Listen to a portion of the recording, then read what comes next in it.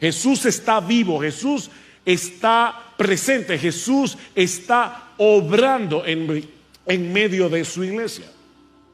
Ahora, pensemos cómo esta enseñanza debería impactar todo lo que nosotros hacemos como iglesia. Comenzando con nuestro servicio de adoración. Mis hermanos, ¿por qué vinimos hoy a la iglesia? ¿Por qué tú viniste a la iglesia hoy? Bueno, nosotros venimos a la iglesia cada domingo porque Jesús nos ha convocado. Jesús nos ha convocado. Y porque creemos que Él está presente en medio nuestro, obrando y enseñando por medio de su palabra predicada. Y yo te pregunto, ¿tú crees eso? O sea, más allá del hombre común y corriente, totalmente ordinario, que se para en este púlpito cada domingo a predicar la palabra de Dios, ¿tú crees, mi amado hermano, que cada domingo cuando tú llegas a este lugar, Jesús viene en su espíritu desde el cielo, está presente en medio nuestro, obrando entre la iglesia por medio de su palabra? Jesús está vivo, Jesús está presente, Jesús está obrando y enseñando por medio de su palabra a través de su espíritu. Y otra vez yo te pregunto, mi hermano, mi hermana, ¿tú vienes a la iglesia cada domingo con esa expectativa? Tú vienes cada domingo con esa expectativa. Porque si realmente creemos que Jesús está vivo, si realmente creemos que Jesús está activo hoy en su iglesia, eso debe cambiar radicalmente la manera en que tú y yo venimos a adorar aquí. O la manera como nos edificamos unos a otros en otros contextos. De hecho, los mismos apóstoles necesitaban esa perspectiva antes de salir a cumplir la gran comisión. Noten lo que dice Lucas en el versículo 3. Y de paso, debo decirles que en esta serie no se frustren porque nosotros vamos a estar viendo grandes secciones de hechos cada domingo. Así que no podemos detenernos en cada detalle. Hoy vamos a ver el capítulo 1 completo, el próximo domingo va a ver el capítulo 2 completo, son 47 versículos. Pero vean lo que dice Lucas en el versículo 3. A estos también, después de su padecimiento, se presentó vivo con muchas pruebas convincentes, apareciéndoseles durante 40 días. 40 días. Lucas nos está diciendo aquí que los discípulos no tuvieron una alucinación colectiva. Los discípulos no vieron un fantasma.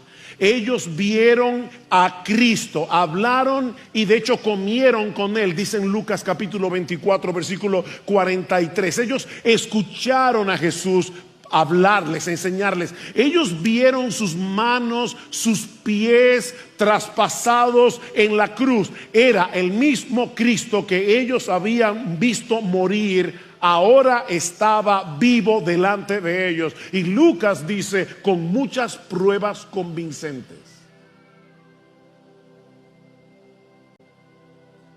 Esa certeza, mis hermanos, era esencial, porque nadie entrega su vida para servirle a un Cristo muerto. Ahora, Jesús no solamente se les apareció, y dice Lucas, con pruebas irrefutables, sino que Lucas nos dice también que les dio un curso intensivo del reino de Dios. Vean otra vez el versículo 3. Dice, a estos también, después de su padecimiento, se presentó vivo, con muchas pruebas convincentes, apareciéndoseles durante 40 días y hablándoles de lo concerniente al reino de Dios. Todos nosotros sabemos que durante su ministerio terrenal, los discípulos habían dado muestras de ser bastante lentos para entender algunas de las cosas que Jesús les enseñó acerca de su obra, algunas de las cosas que Jesús les enseñó acerca del reino. Pero ahora que Jesús ha resucitado, ellos están en una mejor posición para comprender sus enseñanzas. Y aunque no tenemos un relato detallado de lo que Jesús les enseñó durante esos 40 días, nos habría encantado saber qué fue lo que Jesús les enseñó acerca del reino de Dios. Bueno, en Lucas capítulo 24 nosotros tenemos una idea bastante clara del contenido del curso. Y básicamente Jesús les mostró en esos 40 días cómo se cumplieron en él todas las promesas mesiánicas que fueron profetizadas en el Antiguo Testamento. Vayan conmigo a Lucas capítulo 24. Lucas capítulo 24, y vamos a leer los versículos 44 al 49. Y de paso, hermanos, esto es clave para que nosotros podamos entender el Antiguo Testamento. Jesús es el centro de las Escrituras. Jesús es el centro del Antiguo Testamento. Jesús engloba todas las esperanzas mesiánicas, todas las esperanzas de salvación que Dios reveló desde Génesis capítulo 3, versículo 15. Dice Lucas 24, 44, y les dijo: esto es lo que yo os decía cuando todavía estaba con vosotros, que era necesario que se cumpliera todo lo que sobre mí está escrito en la ley de Moisés, en los profetas y en los salmos. Entonces les abrió la mente para que comprendieran las escrituras. En otras palabras, Cristo es la llave que abre el entendimiento para que nosotros podamos entender correctamente el Antiguo Testamento. Versículo 46. Y les dijo: así está escrito, que el Cristo padeciera y resucitara de entre los muertos al tercer día. Y ahora escuchen: y que en su nombre se predicara el arrepentimiento para el perdón de los pecados a todas las naciones, comenzando desde Jerusalén. Vosotros sois testigos de estas cosas. Y he aquí, yo enviaré sobre vosotros la promesa de mi Padre, el Espíritu Santo, pero vosotros permaneced en la ciudad hasta que seáis investidos de poder de lo alto. Ellos necesitaban entender dos cosas esenciales antes de salir a cumplir la gran comisión. La primera es que todas las promesas mesiánicas del Antiguo Testamento se cumplen en Jesús. La segunda es que la predicación del evangelio a todas las naciones siempre fue el plan original de Dios. ¿Notaron que Cristo dice: era necesario que el Cristo padeciera, era necesario que se predicara el evangelio a todas las naciones? Mis hermanos, cuando Dios llamó a Abraham para formar el pueblo de Israel, ¿cuál fue la promesa? En ti serán benditas todas las familias de la tierra. El plan de Dios desde el principio fue alcanzar al mundo entero, no solamente a la nación de Israel. Y como veremos en un momento, eso era fundamental, porque todavía después de Jesús haber resucitado, los discípulos tenían una visión muy localista del reino de Dios. Así que antes de salir a predicar, ellos necesitaban instrucción, y Jesús se las dio durante 40 días. Pero también necesitaban esperar. Lo que nos lleva a nuestro segundo encabezado: la espera necesaria para cumplir la misión. Ya vimos la continuación de la misión. Jesús sigue haciendo desde el cielo lo mismo que comenzó a hacer y enseñar cuando estaba en la tierra. La continuación de la misión. Veamos ahora la espera necesaria para la misión. Hechos capítulo 1, versículos 4 al 5. Y reuniéndoles les mandó que no salieran de Jerusalén, sino que esperaran la promesa del Padre, la cual les dijo: oísteis de mí. Pues Juan bautizó con agua, pero vosotros seréis bautizados con el Espíritu Santo dentro de pocos días. Mis hermanos, yo necesito que ustedes vengan a la iglesia cada domingo a partir de ahora con su imaginación encendida, con su capacidad imaginativa encendida. Vamos a ponernos por un momento en el lugar de los apóstoles. Ellos han visto a Cristo levantarse de los muertos. Ellos saben que han sido comisionados a predicar el mensaje más trascendental de la historia. Un mensaje de vida o de muerte. Ahora, imaginen la emoción, imaginen el entusiasmo. De hecho, Lucas concluye su evangelio diciendo que después de ver a Cristo ascender a los cielos, los discípulos le adoraron y volvieron a Jerusalén con gran gozo, y estaban siempre en el templo alabando y bendiciendo a Dios. Ellos están llenos de gozo, ellos están llenos de un santo entusiasmo, pero en vez de enviarlos de inmediato a predicar, Jesús les ordena que se queden en Jerusalén, que no salgan para ningún lado. No les dice que diseñen una estrategia evangelística, no les dice que comiencen ningún movimiento, les dice que esperen. ¿Por qué? Bueno, porque la misión que Jesús les ha encomendado no puede llevarse a cabo en fuerzas humanas. La tentación de los discípulos pudo haber sido lanzarse de inmediato a la tarea. Después de todo, ellos tenían un mensaje urgente, un mensaje poderoso que compartir. Pero Jesús, y hermanos, esto es muy importante para ti y para mí aquí hoy, Jesús les hace ver que el entusiasmo no es suficiente. Jesús les hace ver que la preparación doctrinal no es suficiente. Jesús tuvo 40 días dándoles un curso intensivo del reino de Dios, y les está diciendo todavía no es suficiente. Jesús les está diciendo que la pasión por la verdad no es suficiente.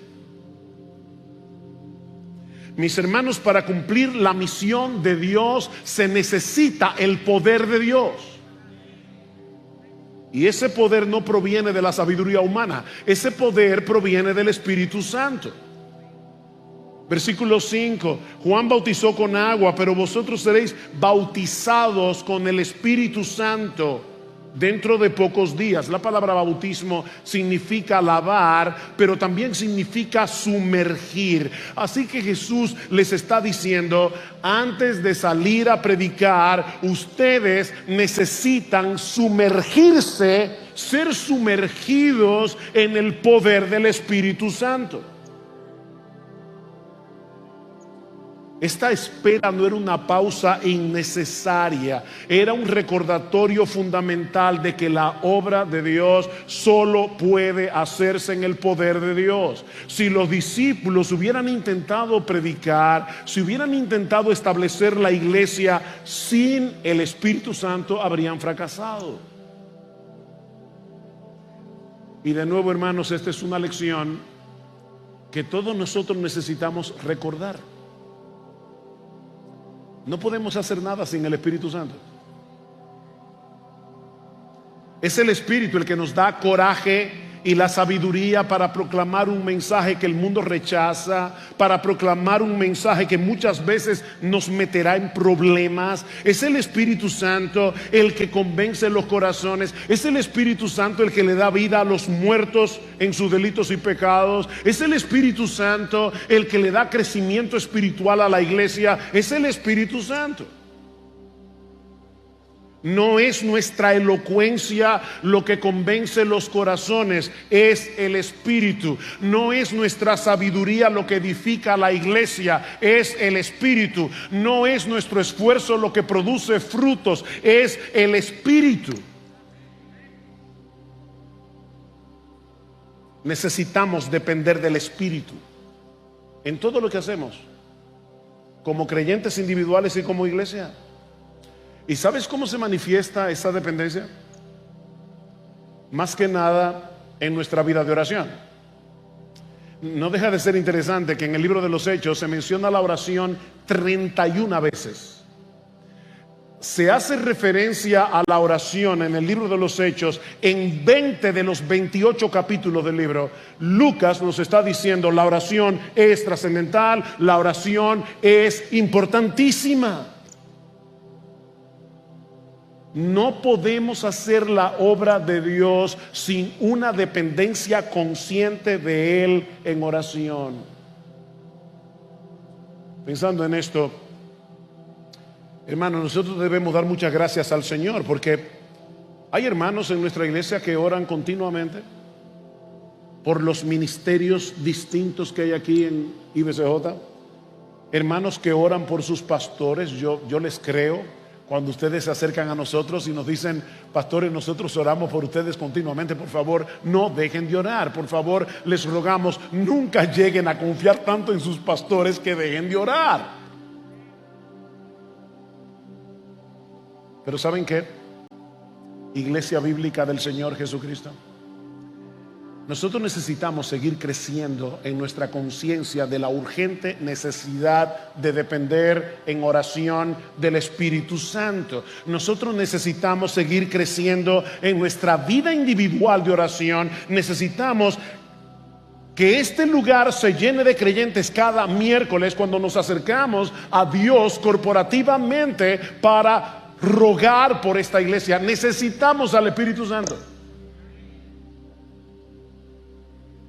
No recuerdo quién era que decía que, dice: yo temo que si a la iglesia le quitaran al Espíritu Santo de un día para otro, no se daría cuenta.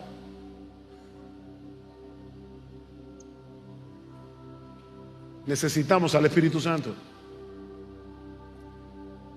Ninguna rama particular del cristianismo secuestró al Espíritu Santo.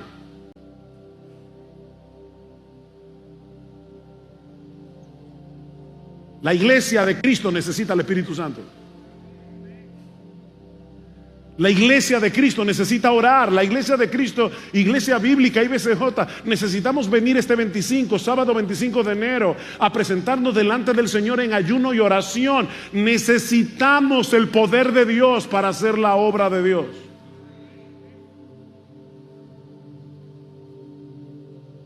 No hay capacidad humana que sea suficiente para eso. Ahora, esta enseñanza de Jesús sobre el reino de Dios levantó una inquietud en los discípulos, lo que nos lleva a nuestro tercer encabezado. Ya vimos la continuación de la misión, la espera necesaria para la misión. Veamos ahora en tercer lugar una expectativa corregida para poder definir la misión. Una expectativa corregida para definir la misión. Versículo 6. Entonces los que estaban reunidos le preguntaban diciendo: Señor, ¿restaurarás en este tiempo el reino a Israel? En otras palabras, ¿es este el momento en que todas las promesas del Antiguo Testamento sobre un reino glorioso y restaurado se cumplirán en su totalidad? Estos discípulos habían crecido leyendo en el Antiguo Testamento las promesas de un tiempo en que Dios establecería su reino sobre la tierra, restaurando la paz y la justicia. Ellos sabían que el paraíso perdido por causa del pecado sería recobrado. Así que, mis hermanos, la expectativa de los discípulos estaba bien fundamentada, pero era incompleta. Los discípulos están evidenciando aquí dos problemas, y de paso, increíblemente, son dos problemas que todavía permanecen al día de hoy en muchas iglesias evangélicas. ¿Cuáles son los dos problemas que ellos manifiestan? En primer lugar, una indebida curiosidad escatológica, y en segundo lugar, una visión demasiado estrecha del reino de Dios. Una indebida curiosidad escatológica y una visión demasiado estrecha del reino de Dios. Versículo 7. Y Él les dijo: hermanos, escuchen lo que dice Jesús: no os corresponde a vosotros saber los tiempos ni las épocas en que el Padre ha fijado con su propia autoridad. No nos corresponde saber esto. pero recibiréis poder cuando el Espíritu Santo venga sobre vosotros. ¿Y qué pasará? Me seréis testigos en Jerusalén. Ah, muy bien, Jerusalén. En toda Judea, perfecto. Y en Samaria, y hasta lo último de la tierra. En otras palabras, no se preocupen por el cuándo, porque a ustedes no les corresponde saber eso, mis hermanos. Esa curiosidad escatológica puede ser muy peligrosa por dos razones. En primer lugar, porque puede terminar produciendo una profunda decepción. ¿Ustedes saben cuántos creyentes a lo largo de la historia le han dicho que ya Cristo viene el día tal y que ya esta guerra o aquella otra guerra o lo que está pasando aquí es una evidencia clara de que ya llega el fin del mundo? ¿Cuántos creyentes pensaron que Napoleón era el anticristo y que ya llegaba el fin del mundo? ¿Cuántos creyentes pensaron que Hitler era el anticristo? ¿Cuántos creyentes vieron la Primera Guerra Mundial, la Gran Recesión, la Segunda Guerra Mundial? Cristo viene y todavía estamos aquí. Y muchos pueden ser decepcionados. Pero por otra parte, esa indebida curiosidad escatológica desvía nuestra atención de la misión que tenemos delante. Cristo está diciendo que no os corresponde a ustedes saber esto, porque ustedes tienen ahora otra misión.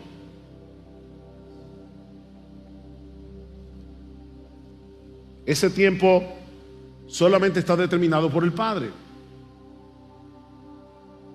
Así que los discípulos necesitaban saber, primero, que el establecimiento del reino en la tierra no vendría de manera instantánea. Eso es lo primero. Segundo, que su expansión se llevará a cabo a través del testimonio apostólico y la predicación de la iglesia, comenzando desde Jerusalén, extendiéndose hasta lo último de la tierra. Sí, Israel es parte del plan de Dios, pero el reino no es exclusivamente para Israel. A través del evangelio, Dios está llamando a hombres y mujeres de toda tribu, lengua, pueblo, nación a reconocer a Jesús como Rey. Y de paso, eso nos enseña que aquí no hay lugar para el pluralismo. Una de las cosas que más molesta al mundo secular en el día de hoy es que nosotros existimos en la exclusividad del cristianismo. No hay otro nombre bajo el cielo dado a los hombres en el cual podamos ser salvos. Los musulmanes, los budistas, los que creen en la filosofía de Confucio, nadie se va a salvar si no es viniendo a Cristo en arrepentimiento y fe. Hay un solo Dios, hay un solo mediador entre Dios y los hombres, Jesucristo hombre. Así que en vez de estar esperando la consumación del reino, lo que ellos debían esperar era el derramamiento del Espíritu para ser testigos eficaces del Rey Jesús, que se levantó de los muertos al tercer día y consumó la obra de redención. De paso, el versículo 8 del capítulo 1 de Hechos nos provee el bosquejo de todo el libro de los Hechos.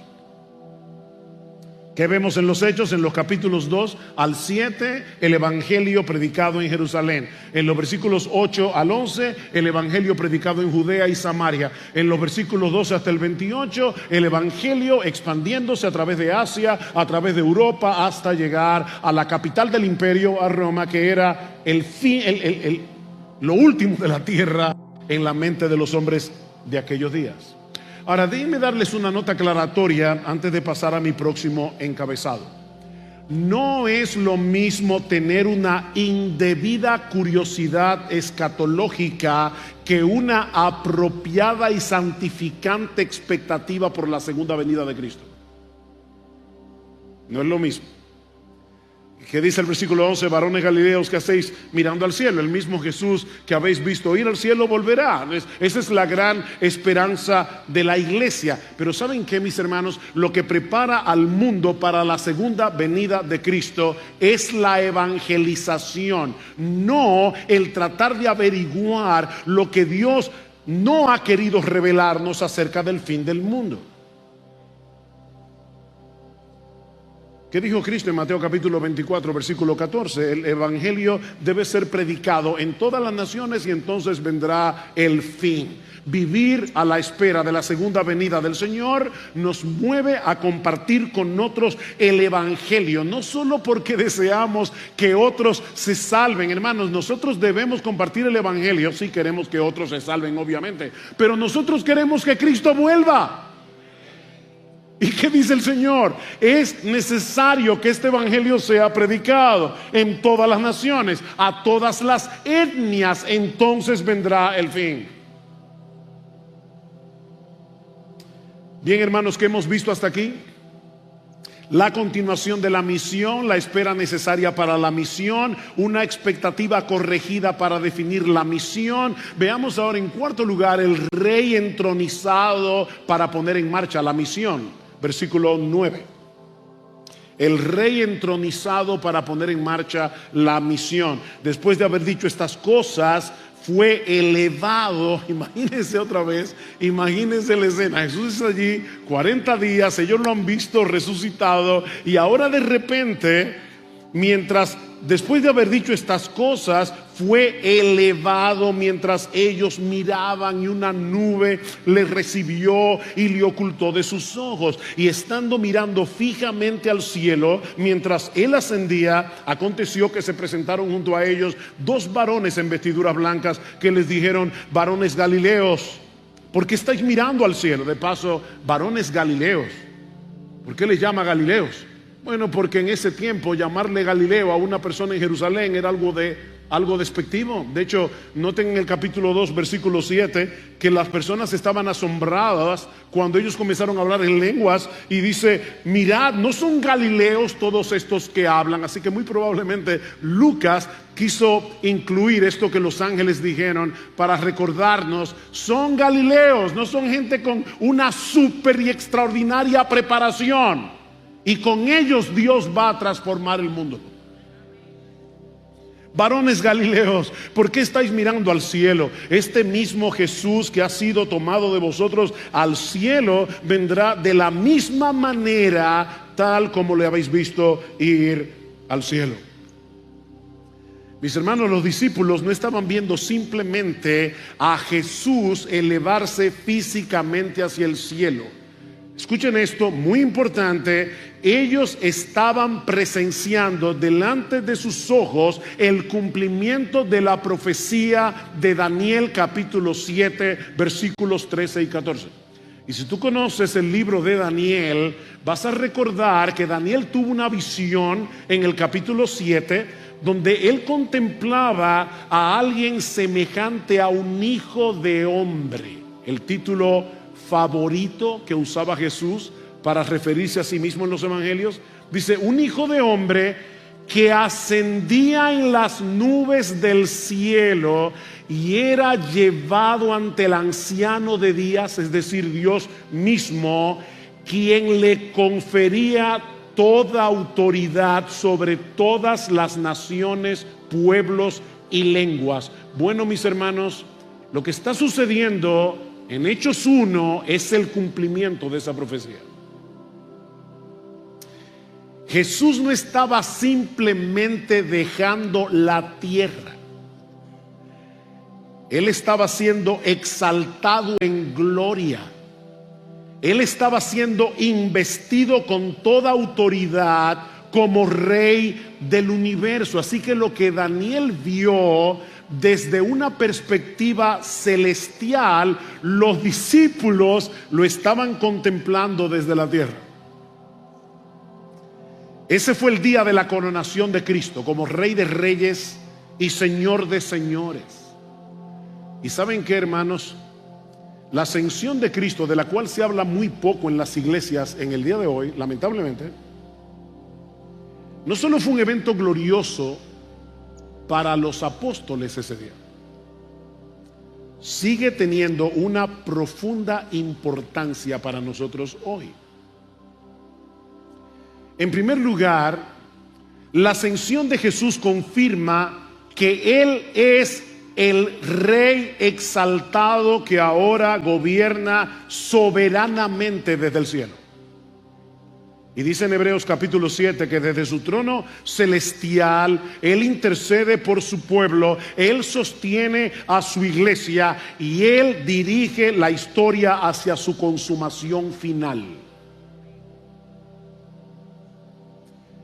Así que miren, mis hermanos, no importa cuán caótico parezca el mundo, Cristo no ha perdido el control. Él reina con poder y majestad, y todo lo que sucede en la historia, óyeme bien, todo lo que sucede en la historia está subordinado a sus propósitos soberanos. Jesús es Rey. Pero en segundo lugar, la ascensión garantiza que la presencia de Jesús con su pueblo ahora no está limitada por la geografía ni el tiempo. Miren, aunque esto suene paradójico, es precisamente debido al hecho de que Jesús ascendió a los cielos que Él ahora está más cerca. Déjame repetirte eso. Es precisamente debido a que Jesús ascendió a los cielos que ahora está más cerca. Mientras Jesús estuvo en la tierra, su presencia estaba limitada a un solo lugar. ¿Ustedes se imaginan lo que sería tratar de ver a Jesús hoy? Te toca el turno 2.450.000. ¿Cómo sería eso?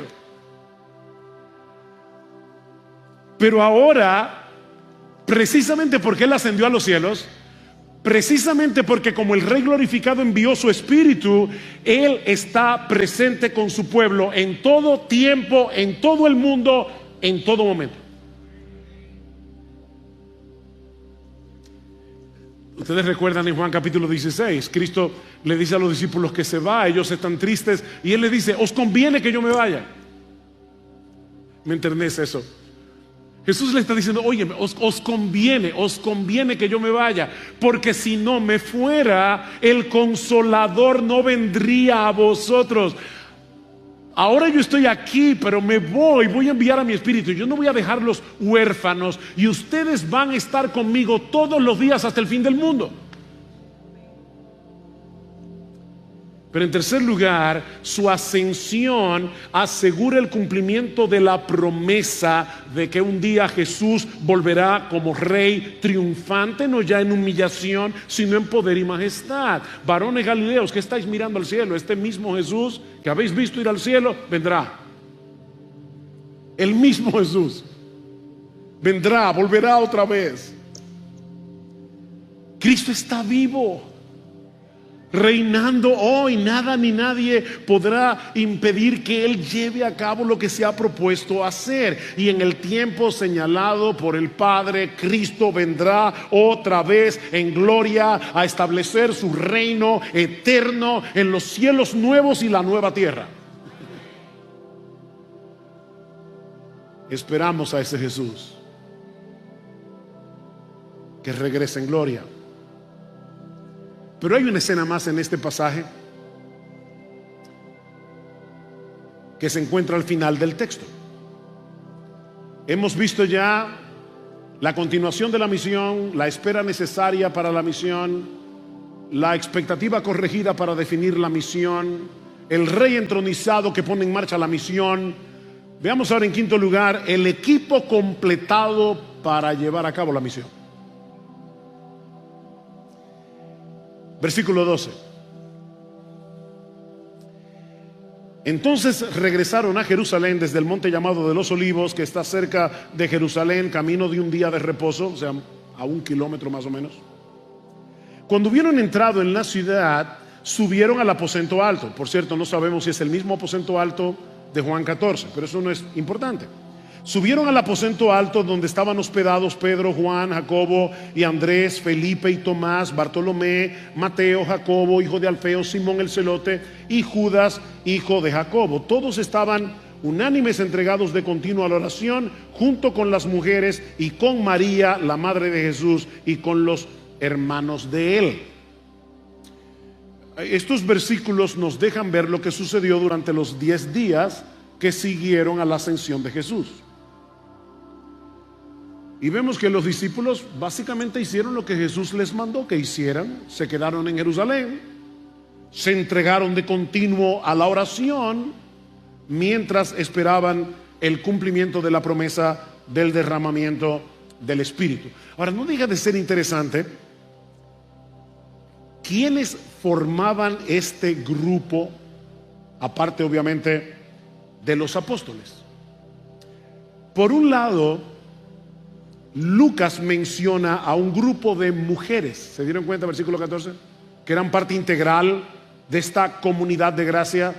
Ahora, esto es significativo porque en la cultura judía del primer siglo, las mujeres tenían un estatus sumamente secundario en la vida religiosa.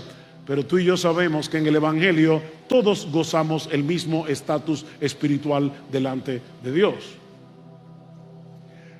Por otra parte, y ese es otro detalle importante en la lista, es la mención de María, la madre de Jesús. Esta es la última vez que María aparece en el Nuevo Testamento. Y noten que se la menciona sin ninguna posición de preeminencia. Ella no es la reina del cielo, es María, la madre de Jesús, una simple creyente más en la comunidad cristiana. Y a partir de ahí desaparece de la historia. Pero por otro lado, Lucas es un buen historiador y él menciona a los hermanos de Jesús. ¿Se dieron cuenta? Al final del versículo 14. Ahora, ¿por qué esto es importante? Bueno, recuerden que durante el ministerio terrenal ellos no creían en Jesús. De hecho, dice en Marcos capítulo 3 versículo 21 que en una ocasión Jesús estaba en una casa enseñando y ellos fueron a llevárselo porque pensaban que estaba loco. Ellos pensaban que Jesús estaba fuera de sí. La pregunta es, y mi amigo, si tú estás aquí en esta mañana, hazte esta misma pregunta: ¿qué tendría que ocurrir para que estos hombres llegaran a creer que su hermano mayor, con el que ellos jugaron, con el que ellos crecieron, con el que compartieron vivienda, qué pasó? ¿Qué tenía que pasar para que estos hombres llegaran a creer que su hermano mayor era el Hijo de Dios encarnado, la segunda persona de la Trinidad? Bueno, tenía que pasar un milagro. Y eso fue precisamente lo que sucedió. Jesús resucitó. Para ellos era indudable que su hermano, su medio hermano, que lo vieron morir en una cruz, se les apareció vivo y estuvo con ellos 40 días. Mi amigo, eso es innegable. La tumba de Jesús está vacía. Y lo hemos dicho muchas veces. ¿Saben por qué los ángeles removieron la piedra cuando Jesús resucitó? Oh, pastor, para que Jesús saliera. No, él no necesitaba eso. No, los ángeles removieron la piedra no para que Jesús saliera, sino para que el mundo entrara y viera que la tumba está vacía. Y ¿saben qué? Sigue vacía. Estos hombres, los hermanos de Jesús, se convirtieron al Señor. ¿Por qué? Porque vieron a Cristo resucitado. Pero este es apenas el preámbulo de Lucas, lo que Lucas quiere enseñarnos en el resto del texto. Había un asunto trascendental que debía resolverse antes de que la misión avanzara, y era la restauración del grupo apostólico. Recuerden, hermanos, que Judas había traicionado a Jesús. Así que ahora no eran 12, eran 11. se necesitaba un reemplazo. ¿Y qué pasó? Hechos 1:15. Por aquel tiempo Pedro se puso en pie en medio de los hermanos, un grupo como de 120 personas estaba reunido allí, y dijo: hermanos, tenía que cumplirse, la palabra aquí era necesario, es la misma palabra griega de Juan capítulo 3, os es necesario nacer de nuevo. Tenía que cumplirse, y escuchen cómo Pedro define la palabra de Dios: la escritura en que por boca de David el Espíritu Santo predijo acerca de Judas. Por fin, ¿quién fue que lo predijo? ¿Fue David o fue el Espíritu Santo? No fue David. ¿Qué dice el texto? En que por boca de David el Espíritu Santo dijo. Sí, este libro lo escribieron hombres inspirados por el Espíritu Santo. Lo que el Espíritu Santo predijo acerca de Judas, el que se hizo guía de los que prendieron a Jesús, porque era contado entre nosotros y recibió parte en este ministerio. Este pues, con el precio de su infamia, adquirió un terreno y, cayendo de cabeza, se reventó por el medio y todas sus entrañas se derramaron. Y esto llegó al conocimiento de todos los que habitaban en Jerusalén. Esto fue reconocido, de manera que aquel terreno se llamó en su propia lengua Aceldama, es decir, campo de sangre. Pues en el libro de los Salmos está escrito: que sea hecha desierta su morada, no haya quien habite en ella, y que otro tome su cargo. ¿Por qué esto es importante? Mis hermanos, así como el pueblo de Dios en el antiguo pacto fue fundado sobre las 12 tribus de Israel, el nuevo pueblo de Dios debía estar fundado sobre los 12 apóstoles. Pentecostés no podía llegar sin que ese fundamento estuviera completo. La iglesia fue edificada sobre el fundamento de los apóstoles. Eso lo vemos en Apocalipsis 21. Y Pedro se vale de dos textos del Antiguo Testamento, Salmo 69:25 y Salmo 109:98, para mostrar, 109:8, para mostrar que la traición de Judas no había sido un accidente y que Judas debía ser reemplazado. Y hermanos, estos dos textos nos muestran algo sorprendente. Por un lado, Pedro nos dice que lo que hizo Judas estaba dentro del plan soberano de Dios. No hay duda de eso. Tenía que cumplirse lo que Dios predijo que iba a suceder. Esto estaba decretado en el plan soberano de Dios. Pero al mismo tiempo, Judas fue responsable de lo que hizo. ¿Se dieron cuenta en el versículo 18 que Pedro dice que lo que Judas hizo fue una infamia? Una deplorable, despreciable traición. Mis hermanos, Judas no era un títere en las manos de Dios ni en las manos del diablo. Él actuó según su propia maldad. Judas vendió a Jesús porque eso era lo que él quería hacer, porque era un codicioso. Pero sin saberlo, él estaba cumpliendo lo que Dios ya había determinado en su propósito eterno.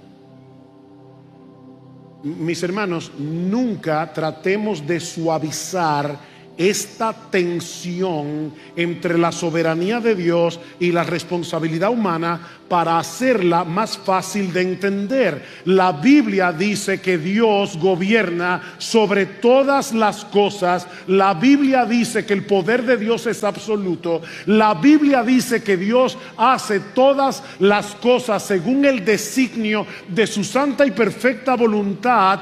Y aún así, la Biblia dice que el ser humano es completamente responsable en sus decisiones. Las dos cosas.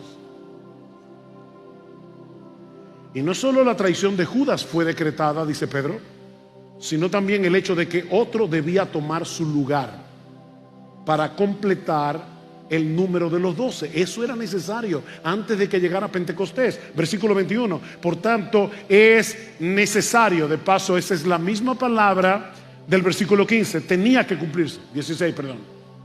Es necesario que de los hombres que nos han acompañado todo el tiempo que el Señor Jesús vivió entre nosotros, comenzando desde el bautismo de Juan hasta el día en que de entre nosotros fue recibido arriba, uno sea constituido testigo con nosotros de su resurrección. Y habían dos en el aposento alto que cumplían esos requisitos. Y habiendo orado, presentaron a dos, a José llamado Barsabás, al que también llamaban Justo, y a Matías. Y habiendo orado dijeron: tú, Señor, que conoces el corazón de todos, muéstranos a cuál de estos dos has escogido para ocupar este ministerio y apostolado, de cual Judas se desvió para irse al lugar que le correspondía. Echaron suertes y la suerte cayó sobre Matías y fue contado con los 11 apóstoles. El sustituto de Judas debía ser un testigo presencial del ministerio terrenal de Jesús hasta la ascensión.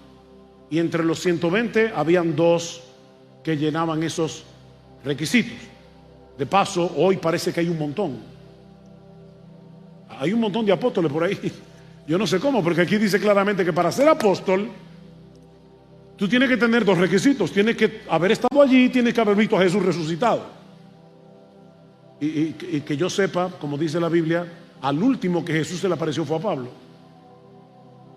Pero bueno, apóstoles aparte, el punto es que ellos echaron suertes y la suerte cayó sobre Matías. Ese era un procedimiento bastante común en el Antiguo Testamento cuando había que tomar una decisión en la que no había una revelación clara. Ustedes recuerdan Proverbios 16:33: la suerte se echa en el regazo, mas la decisión es del Señor. Ahora pregunta, ¿ese es un procedimiento legítimo para nosotros hoy? Deja ver con quién me voy a casar. Si sale el 2, Juana. Mira, es muy probable que fracases en tu matrimonio si te casas de esa manera. ¿Ese es un procedimiento legítimo para nosotros hoy? Por supuesto que no. Hermanos, esto ocurrió antes del derramamiento del Espíritu Santo y en el Nuevo Testamento no aparece nunca más. Eso ocurrió antes de Pentecostés. Pero lo más importante es que la revelación de Dios no estaba completa. No se había escrito el Nuevo Testamento. Hoy tenemos al Espíritu Santo morando en nosotros, y ese Espíritu Santo, según Romanos, guía a la iglesia por medio de su palabra, la palabra que Él inspiró. Así que no eches suertes. Llévate de la Biblia, aplica los principios bíblicos y pídele a Dios que te dé sabiduría. Así que Matías fue escogido para completar el grupo original de testigos oculares y establecer el fundamento del nuevo pueblo de Dios antes de Pentecostés. Y así aseguraban la continuidad de la obra de Dios desde el antiguo pacto hasta el nuevo pacto. Pero como yo conozco a los miembros de IBCJ, ya me imagino que algunos están pensando: ¿y qué de Pablo?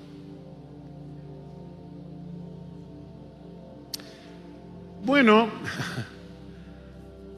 Pablo no fue simplemente un reemplazo adicional en el grupo de los apóstoles. Pablo fue un apóstol escogido directamente por el Cristo resucitado para una misión específica: llevar el evangelio a los gentiles. Y nosotros sabemos por el libro de los Hechos y por Gálatas que los apóstoles originales reconocieron a Pablo como un apóstol especial. Así que mientras Matías fue escogido para completar el grupo original de los 12, Pablo fue llamado soberanamente como apóstol de los gentiles, asegurando la expansión del evangelio más allá de Israel y estableciendo la iglesia entre todas las naciones. Así que no fue un error la elección de Matías. Pastor, pero no es raro que a Matías no se le vuelva a mencionar más, y a ninguno de los otros apóstoles excepto a Pedro y a Juan. Eso no es una evidencia. Matías sustituyó a Judas, no otro. Bien, hermanos, esa es la historia de Hechos 1. Como hemos visto hoy,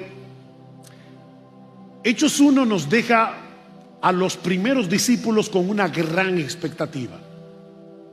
El Espíritu Santo vendrá, la iglesia será capacitada y la misión comenzará. Pero mis hermanos, tú y yo sabemos que esa misión apenas comenzó en el siglo I. Nosotros somos parte de esa historia que empezó hace 21 siglos. Y la pregunta que debemos hacernos ahora tú y yo es si estamos conscientes de que nosotros somos un pueblo con una misión. Tenemos una distorsión en nuestra lista de prioridades. Y es por eso que tú y yo necesitamos pasar por una experiencia similar a la que se describe en el capítulo 6 del libro de Isaías. Nota que no he dicho que tú tienes que tener una visión como la que tuvo Isaías. Lo que estoy diciendo es que tú tienes que pasar por una experiencia similar a la experiencia del profeta.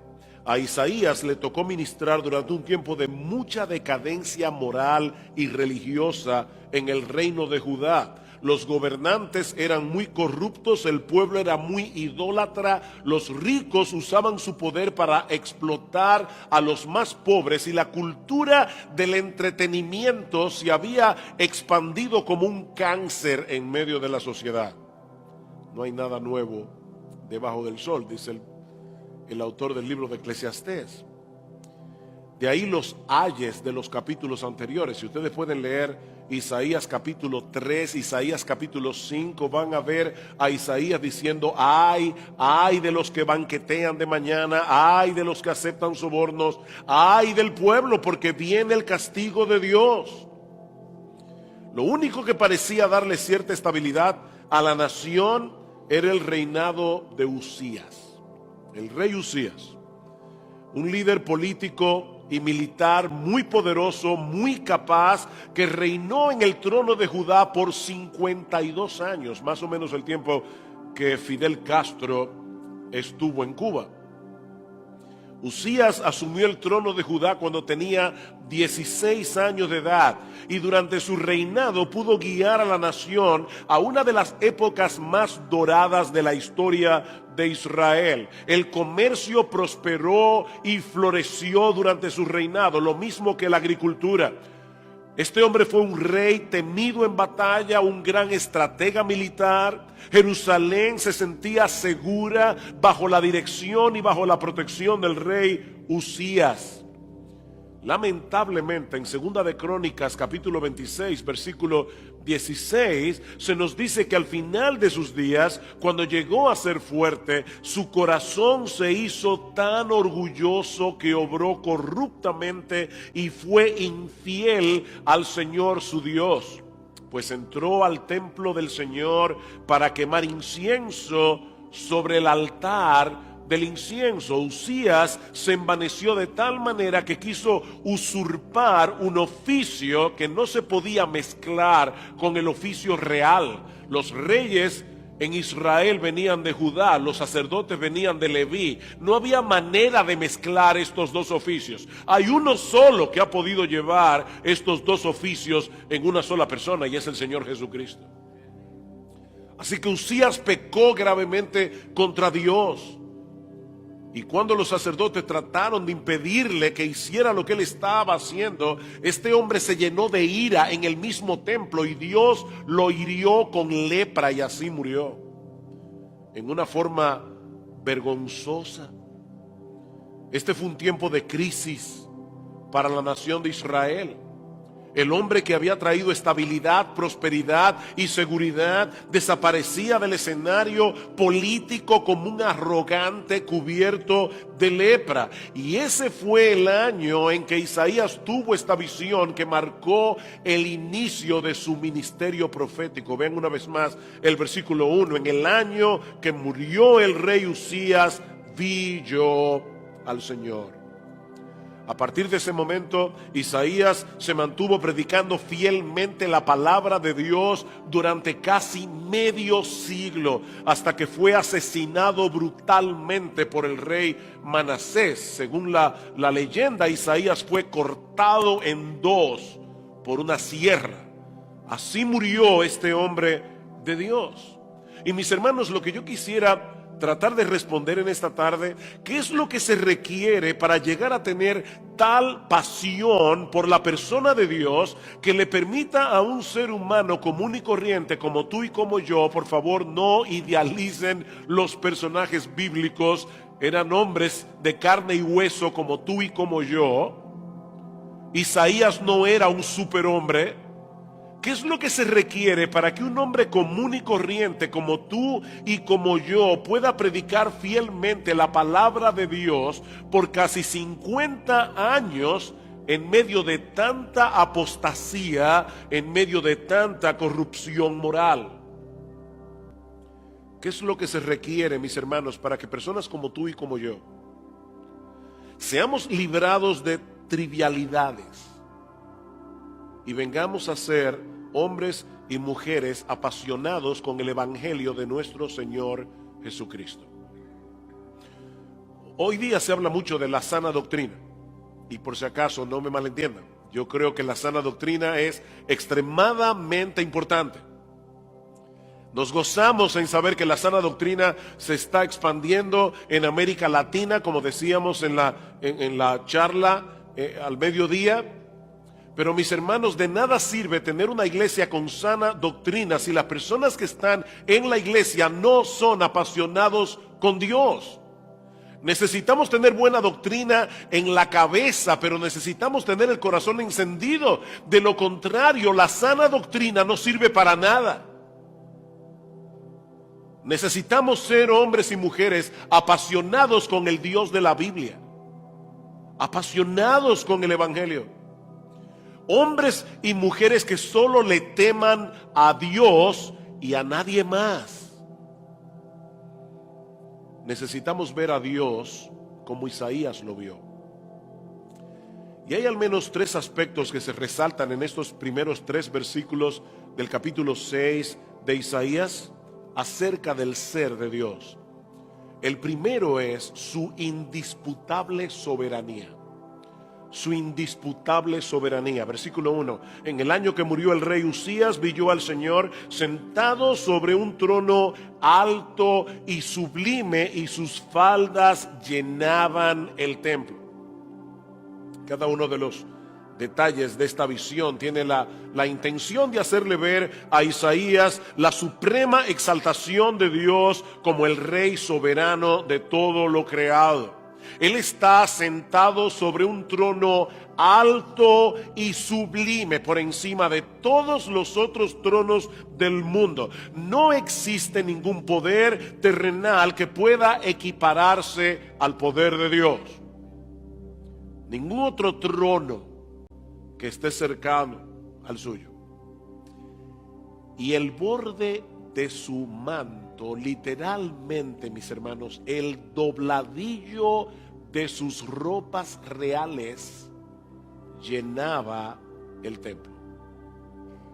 Cuando Isabel II fue coronada como reina de Gran Bretaña en el año 1953, la cola de su vestido estaba hecha de terciopelo y armiño, medía 36 pies de largo, casi el ancho de una cancha de básquetbol. Y era tan pesada que se necesitaron 6 damas de honor para cargar la cola del vestido de Isabel. Bueno, mis hermanos, Isaías nos dice que el ruedo de la ropa imperial del Señor era tan abundante que llenaba todo el templo. Perdón. Y obviamente, este es un lenguaje apocalíptico, imposible de visualizar con nuestra imaginación. Lo que se pretende con esta descripción no es que nosotros podamos entender o visualizar qué fue lo que Isaías vio ese día. Lo que Dios quiere que nosotros entendamos es que ningún monarca terrenal, por poderoso que sea, puede compararse siquiera con la realeza, el esplendor y la majestad de nuestro Dios. Él es infinitamente glorioso, Él es infinitamente esplendoroso, Él es infinitamente poderoso. Dios quiere que nosotros entendamos que la estabilidad del universo depende de que Él siga sentado en su trono. La estabilidad del universo depende del reinado absoluto y eterno de Dios. Usías ha muerto, pero el trono del universo no está vacío. Dios está sentado allí. Los reyes terrenales vienen y van, tarde o temprano terminan convirtiéndose en un recuerdo histórico. Pero nuestro Dios sigue siendo quien Él es. Él sigue manteniendo bajo control desde las estrellas más inmensas de todas las galaxias hasta los virus y bacterias más pequeños que no podemos ver a simple vista. Nuestro Dios es soberano. Él no es un monarca constitucional, como la reina Isabel, por cierto. Pastor, ¿y eso qué significa? Bueno, un monarca constitucional tiene mucha pompa, pero no tiene poder. No, nuestro Dios es rey porque Él reina. Nuestro Dios es rey, Él ejerce. Él es rey. Él puede decir con toda confianza en el capítulo 46 del libro de Isaías: acordaos de las cosas pasadas desde los tiempos antiguos, porque yo soy Dios y no hay otro Dios y nada hay semejante a mí, que anuncio lo por venir desde el principio y desde la antigüedad lo que aún no era hecho. Dios está diciendo: no hay otro Dios como yo, porque solo yo puedo declarar desde el principio cuál será el fin de las cosas, qué es lo que va a suceder al final. Y alguien puede decir: bueno, pastor, pero ese argumento más bien es a favor de la omnisciencia de Dios. Dios conoce el fin desde el principio porque Él es omnisciente, porque Él lo sabe todo. Sí, eso es verdad. Pero Él escucha la conclusión del texto. Yo soy Dios, no hay otro Dios, nada hay semejante a mí, que anuncio lo por venir desde el principio y desde la antigüedad lo que aún no era hecho, que digo: mi consejo permanecerá y haré todo lo que quiero. Nuestro Dios conoce el futuro, no simplemente porque Él es omnisciente, sino porque Él es soberano. Porque Él lo decretó. El futuro no es otra cosa que el cumplimiento en el tiempo de los decretos de Dios. Y es importante resaltar aquí, en este pasaje de Isaías 46, que Dios está hablando de eventos que tienen que ver con las acciones libres y responsables de seres humanos. Sigue diciendo el versículo 11: yo soy el que llamo desde el oriente al ave, y de tierra lejana al varón de mi consejo. En el contexto es el rey Ciro, que luego va a permitir que los hijos de Israel vuelvan del exilio para reconstruir la ciudad y los muros. Yo hablé y lo haré venir, lo he pensado y también lo haré. Nuestro Dios en su soberanía ha contemplado en sus decretos las acciones responsables de los hombres. Su soberanía no anula nuestra responsabilidad moral. Tú y yo somos seres responsables, pero nuestra responsabilidad moral no anula su soberanía. Mi amado hermano, déjame decirte algo: si hoy tú estás en Cristo, si tú viniste a Cristo en arrepentimiento y fe, es porque Dios te amó desde antes de la fundación del mundo. Y Él decretó desde antes de la fundación del mundo que en un momento dado de tu historia, libre y voluntariamente, tú ibas a hacer lo que Él ya había decretado que tú hicieras. Él te llamó eficazmente a salvación. La salvación es del Señor. Eso es básicamente lo que nosotros encontramos en toda la escritura de principio a fin. Me encanta como lo dice Nabucodonosor, increíble, un rey pagano, tenía una mejor teología que muchos evangélicos en el día de hoy. Dice Nabucodonosor: todos los habitantes de la tierra son considerados como nada, y él hace su voluntad en el ejército del cielo y en los habitantes de la tierra, y no hay quien detenga su mano ni le diga: ¿qué haces?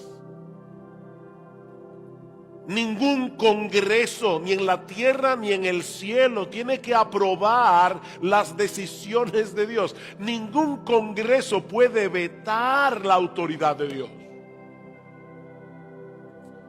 Él reúne en sí mismo, en un grado absoluto, el poder judicial, el poder ejecutivo y el poder legislativo. Todo en él mismo. Porque para eso es Dios.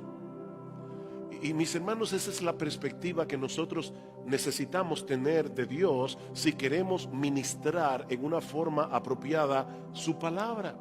De hecho, esa es la perspectiva que necesitamos tener como cristianos, seamos pastores o no, porque es en la soberanía de Dios donde descansa nuestra confianza.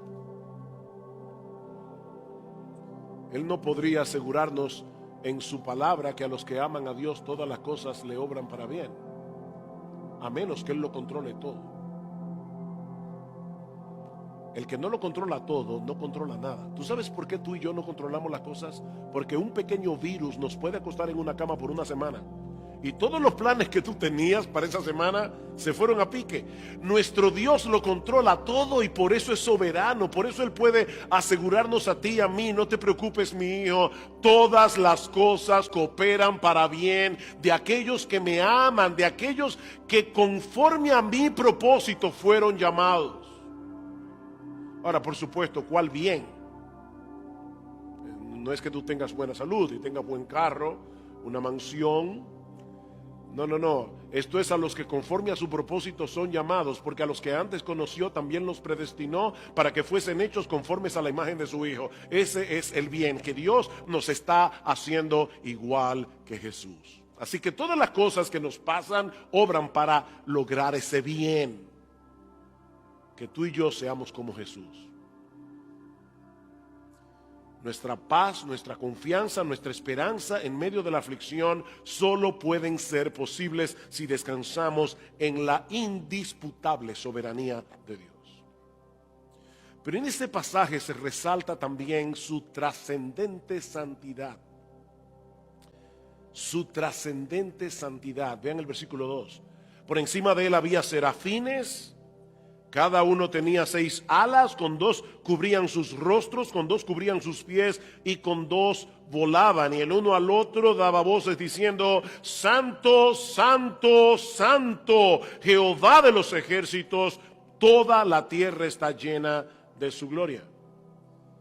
La palabra hebrea que se traduce serafín transmite la idea de criaturas que parecen estar encendidas en fuego. ¿Recuerdan ustedes cuando en Números capítulo 21 Dios castigó al pueblo de Israel con serpientes ardientes? Esa es la misma palabra. Son criaturas encendidas en fuego. Así que, mis hermanos, por favor, cuando escuchen la palabra serafín, no piensen en esos bebitos rechonchos con alas que aparecen en algunos cuadros renacentistas. No, eran criaturas temibles.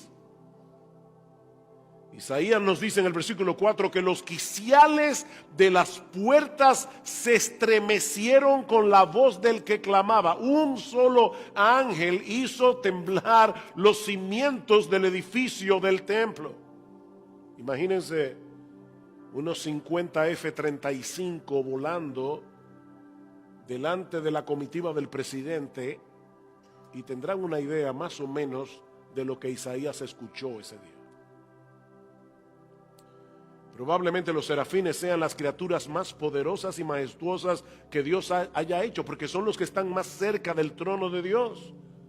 Y sin embargo, mis hermanos, los serafines cubren sus rostros con 2 de sus alas en señal de reverencia, porque ni aun ellos pueden soportar el resplandor de la gloriosa santidad de Dios.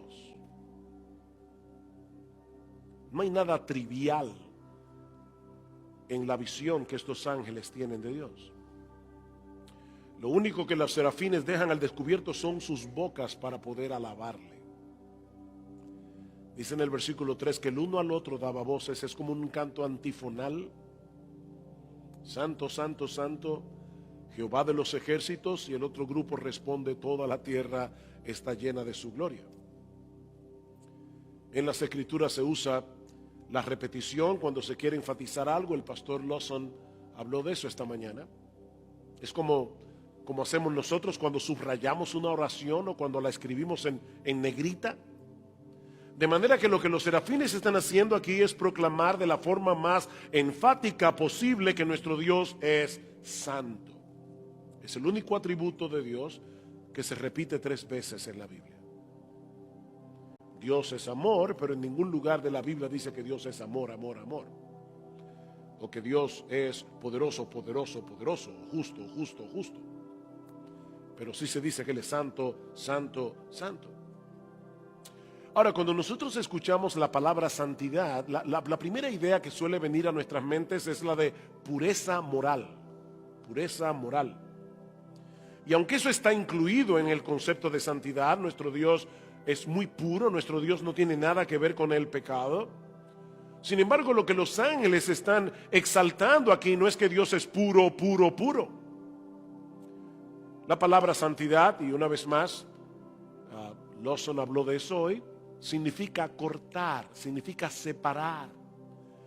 Y resalta el hecho de que nuestro Dios está muy por encima de todas las cosas creadas por Él. Él está infinitamente separado de todo lo que no es Dios. Nuestro Dios es el ser más sui generis que existe. Porque Él no puede ser colocado en ninguna categoría en la que se incluya alguna otra cosa que no sea Él. Porque Él es supremamente incomparable. Nuestro Dios es únicamente único. La palabra que deberíamos usar, pero lamentablemente no es una palabra de uso común en el día de hoy, es trascendente. Trascendente.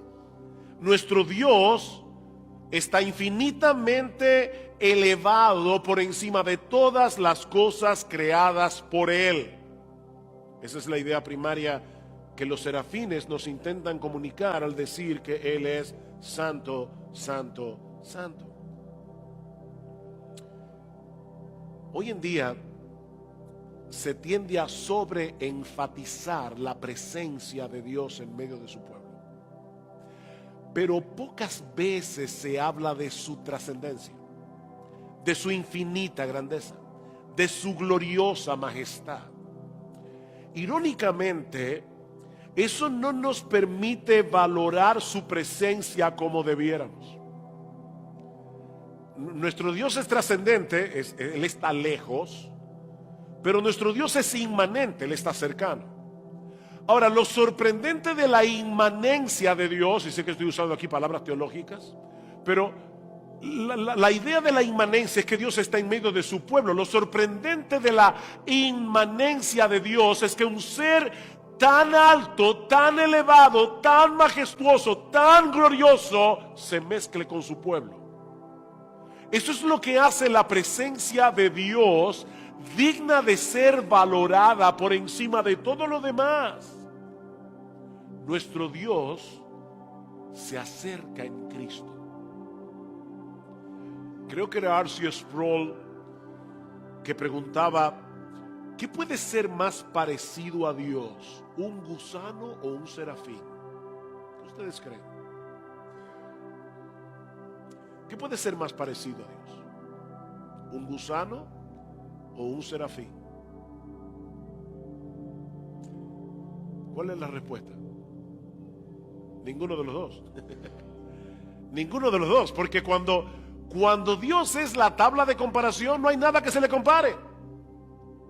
Él es únicamente único, Él es trascendentemente santo. Por supuesto, al hablar de la santidad de Dios, no podemos dejar de lado su pureza moral. Nuestro Dios es santo porque no hay ningún asomo de pecaminosidad o de impureza en todo su ser. Él es perfectamente santo en todos y cada uno de sus atributos. Él es perfectamente santo en todas y cada una de sus decisiones. Él es perfectamente santo en todas y cada una de sus obras. La santidad de Dios es la corona de sus atributos. Es lo que hace que Dios sea Dios. ¿Ustedes se imaginan cómo sería estar a merced de un Dios que fuera todopoderoso, que fuera inmutable, que fuera omnisciente y que no fuera santo? ¿Cómo sería estar a merced de un Dios así? Sería estar a merced de un monstruo. Pero nuestro Dios es quien Él es precisamente porque Él es santo. Es porque Dios es santo que Él es un ser temible y cautivador al mismo tiempo. Él es temible y Él es cautivador. Él es santo en el ejercicio de su omnipotencia. Él es santo en la aplicación de su justicia. Él es santo en la plenitud de su amor, de su bondad, de su misericordia. ¿Y saben lo que es más sorprendente, mis amados hermanos? Que estamos hablando aquí de que Dios es único, Dios es singular, no hay nadie como Él. Y sin embargo, la santidad de Dios es uno de los atributos que los teólogos llaman comunicables, porque es un atributo que Él comparte hasta cierto punto con sus criaturas. Él llama a los suyos a ser santos. Sed santos porque yo soy santo. Cuando el atributo de la santidad se aplica a las criaturas, lo que se quiere señalar es que nosotros hemos sido apartados. Recuerden la palabra santidad, separados. Hemos sido apartados, hemos sido separados para el uso exclusivo de Dios. Nosotros fuimos comprados para ser exclusivamente suyos. Si invocáis por Padre aquel que sin acepción de personas juzga según la obra de cada uno, conducíos en temor todo el tiempo de vuestra peregrinación. Sed santos porque yo soy santo. Nuestro Dios diseñó un plan de salvación para rescatarnos de la esclavitud del pecado y hacernos santos. Él nos está haciendo a cada uno de nosotros semejantes a nuestro bendito Señor y Salvador Jesucristo. Yo he usado muchas veces esta ilustración. Perdónenme si la han oído antes. Es que no conozco una mejor. Pero alguien le preguntó una vez al famoso escultor Miguel Ángel cómo era posible que él tomara un bloque de mármol y con un cincel y un martillo pudiera tallar un caballo. Si alguna vez ustedes han visto una obra tallada de Miguel Ángel, es sorprendente, parece que tiene vida. Y le decía a esta persona, ¿cómo es posible que tú puedas tomar un bloque de mármol y sacar de esa piedra un caballo? Y Miguel Ángel decía, es muy fácil, yo tomo el cincel y le quito todo lo que no se parece al caballo.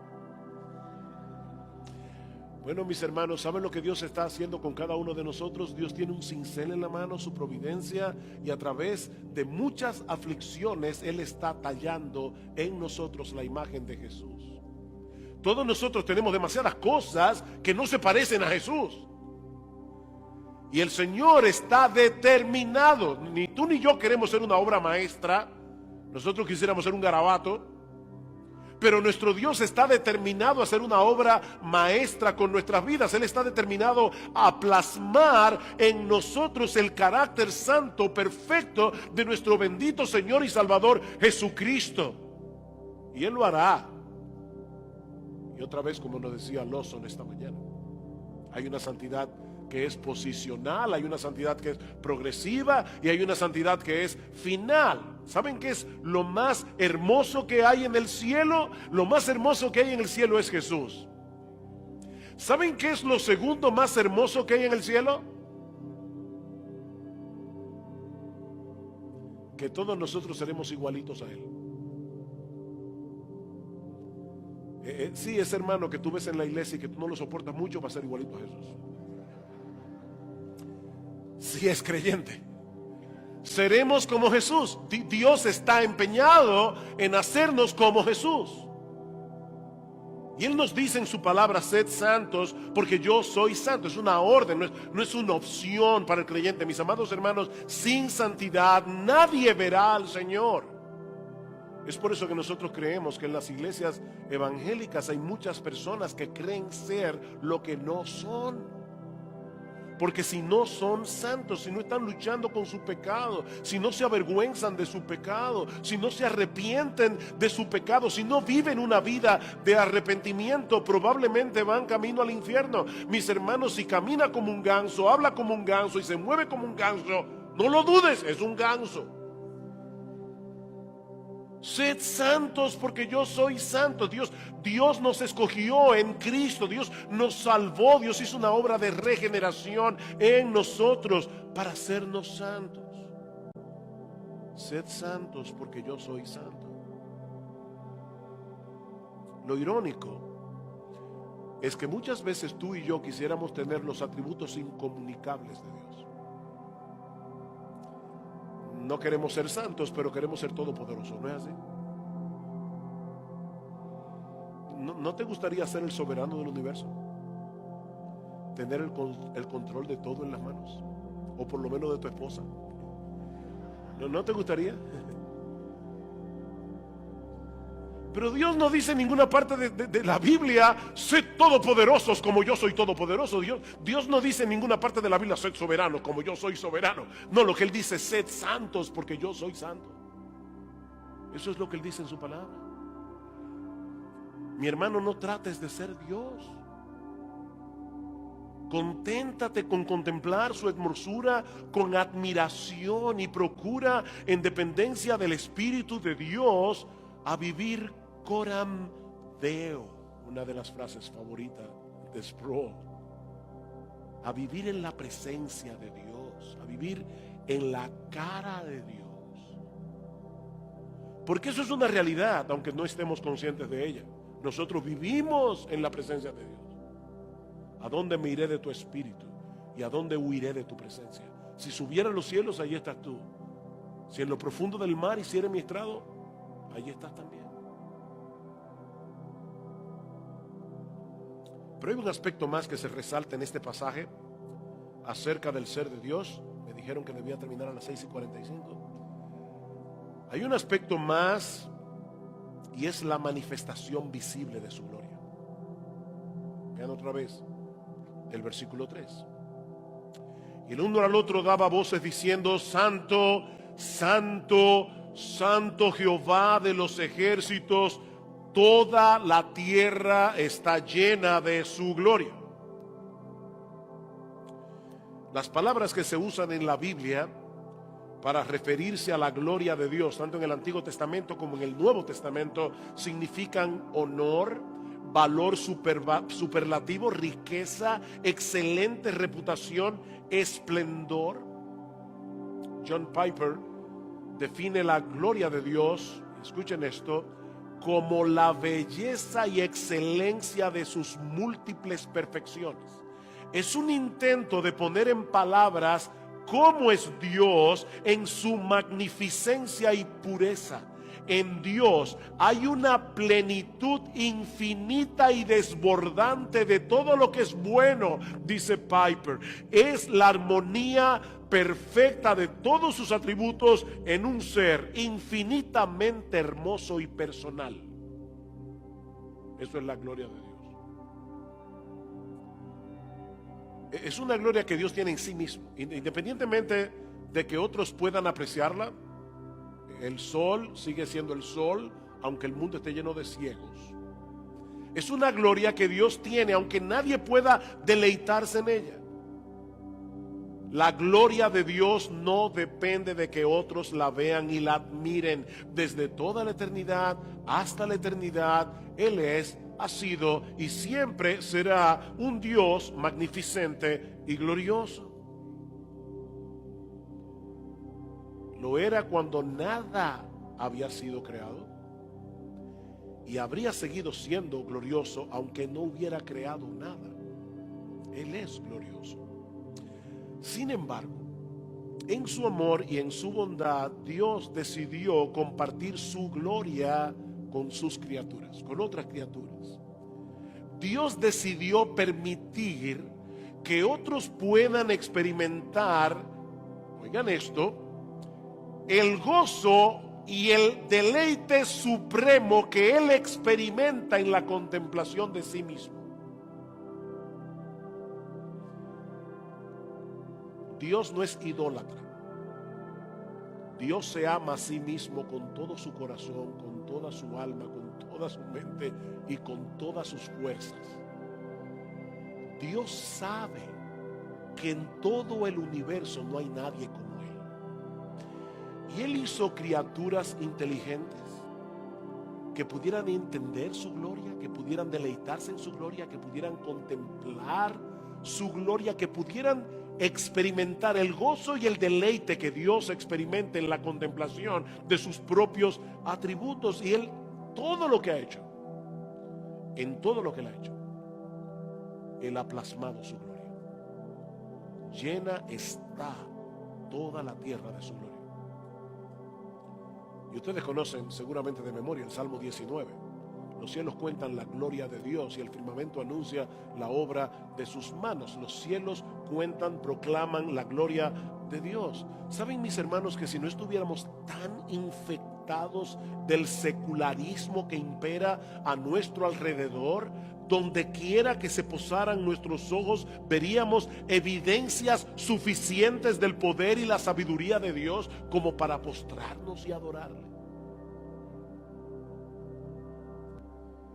He ahí, mis amados hermanos, la perspectiva de Dios que debe ser recobrada por la iglesia de nuestra generación.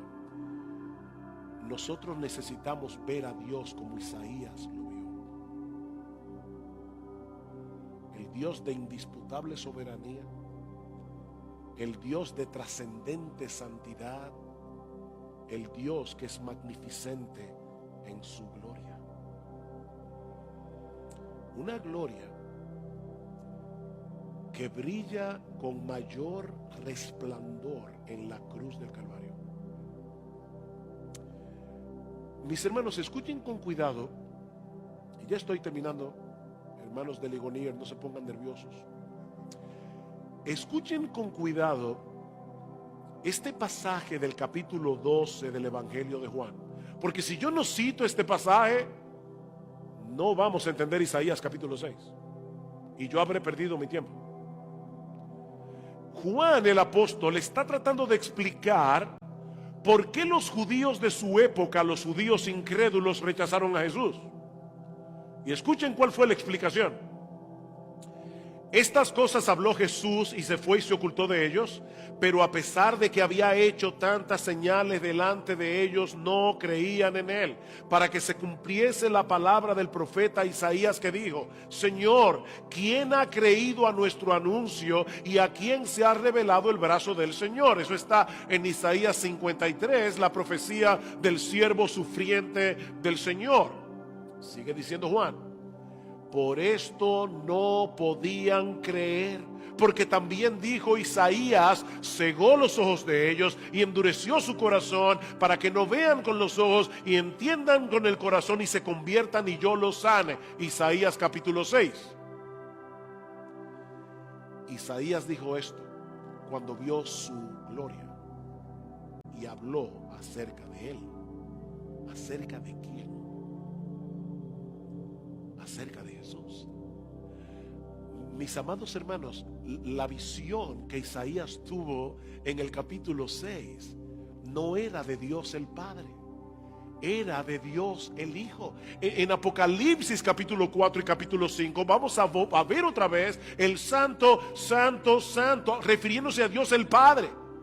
Pero en Isaías capítulo 6, el santo, santo, santo se refería a Dios el Hijo. Pero lo sorprendente de este pasaje, mis hermanos, es que Juan está conectando aquí la profecía del siervo sufriente del Señor en Isaías 53 con esta visión de la gloria de Dios en Isaías capítulo 6. De manera que ahora sabemos que ese Rey de gloria, a quienes los serafines alababan con reverencia y temor, Fue el que decidió hacerse hombre y asumir la postura de un siervo para morir en nuestro lugar en la cruz del Calvario. Mis hermanos, ese es el rayo más potente de la gloria de Dios. Que el soberano se hizo siervo. Y aquel que es 3 veces santo fue hecho pecado para recibir sobre sí toda la ira del Padre, para que ahora tú puedas ser uno de los redimidos, para que tú puedas ser hecho santo. Oh, mis hermanos, que el Señor nos ayude a ver a Dios así. El Dios de gloria que manifiesta su gloria en el Evangelio. Dice Pablo, si nuestro evangelio está encubierto entre los que se pierden, está encubierto en los cuales el Dios de este siglo cegó el entendimiento de los incrédulos para que no les resplandezca la luz del evangelio de la gloria de Cristo. La luz del evangelio de la gloria de Cristo. El incrédulo está ciego y el diablo lo mantiene en su ceguera para que no pueda ver la hermosura de Jesús, para que no pueda pasar por la experiencia de Isaías capítulo 6. Pero nosotros los predicadores predicamos el evangelio, dice Pablo en el versículo 5 de ese mismo pasaje, 2 Corintios capítulo 4. ¿Saben por qué nosotros predicamos el evangelio? Porque Dios ha decidido usar la predicación del evangelio para abrir los ojos de los ciegos. Y cuando estábamos allí sentados en una iglesia algún día y alguien estaba predicando el evangelio de la gloria de Dios en Cristo, dice Pablo en el versículo 6 de 2 Corintios capítulo 4, y Dios que mandó que de las tinieblas resplandeciese la luz, es el que resplandeció en vuestros corazones para el conocimiento de la gloria de Dios en la faz de Jesucristo. El mismo Dios que en Génesis capítulo 1 versículo 3 dijo sea la luz, y fue la luz. Ese mismo Dios, cuando tú estabas escuchando la predicación del evangelio, vino a través de su Espíritu Santo y dijo sea la luz, y tú por primera vez en tu vida viste lo que antes eras incapaz de ver, que nuestro Señor Jesucristo es más glorioso que lo que nuestras mentes pueden entender y nuestras bocas pueden expresar. Eso es lo que ocurre cuando una persona se convierte a Cristo. Sin esa obra de regeneración no puede haber conversión, no puede haber salvación. Y eso solo ocurre a través de la predicación del evangelio, cuando nosotros mostramos a través de la Biblia ese rayo potente de la gloria de Dios que emanó de la cruz del Calvario.